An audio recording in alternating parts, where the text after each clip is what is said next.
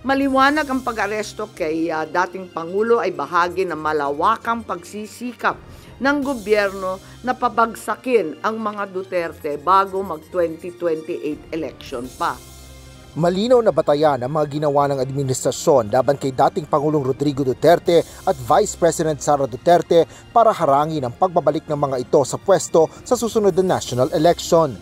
Ito ang isiniwalat ni Senador Amy Marcos kaugnay ng further findings o karagdagang natuklasan mula sa 3 pagdinig na isinagawa ng Senate Committee on Foreign Relations na kanyang pinamumunuan. Partikular ito sa pag-aresto kay former President Duterte at pagpapasuko sa kanya ng pamahalaan sa International Criminal Court. Muling binigyan diin ni Senador Marcos na politically motivated ang pag-aresto sa dating Pangulo na bahagi ng whole of government effort para pabagsakin ang mga Duterte.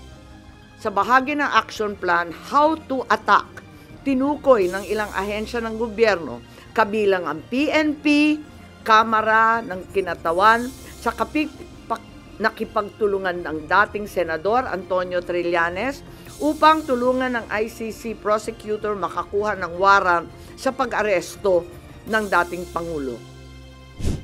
Dahil nananatiling banta si Vice President Sara Duterte, sinabi ni Senador Amy Marcos na nagsagawa rin ang Kongreso, partikular na ang House Quadruple Committee o QUADCOM, ng investigasyon sa confidential fund upang ma-impeach ang pangalawang Pangulo.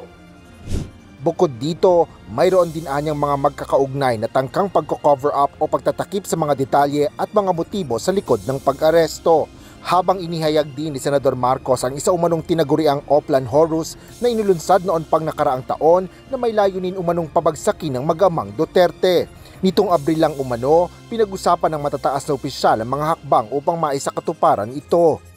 Binanggit din na nakuha ang kinakailangan boto para sa impeachment ni VP sa pamamagitan ng paggamit ng tinatawag na soft projects katulad ng AIX, AKAP at TUPAD.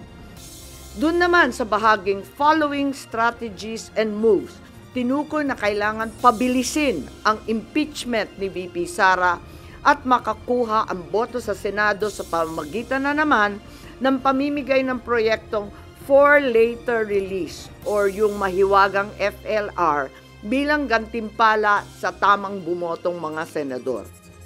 Agad namang pinabulaanan ni Pangulong Ferdinand Marcos Jr. ang isiniwalat ng kanyang kapatid. Everyone's entitled to their opinion. I disagree. Bukas naman si Interior and Local Government Secretary John Vic Remulla sa rekomendasyong iakyat sa ombudsman ang issue sa pag-aresto sa dating Pangulo. I'm happy that she believes in due process. Unlike the people that she's defending, at least she wants to go through the due process of how charges are filed and how guilt is ascertained. Asher Cadapan Jr., UNTV News and Rescue. Diyos ang aming sandigan, serbisyo publiko ang aming pinahalagahan.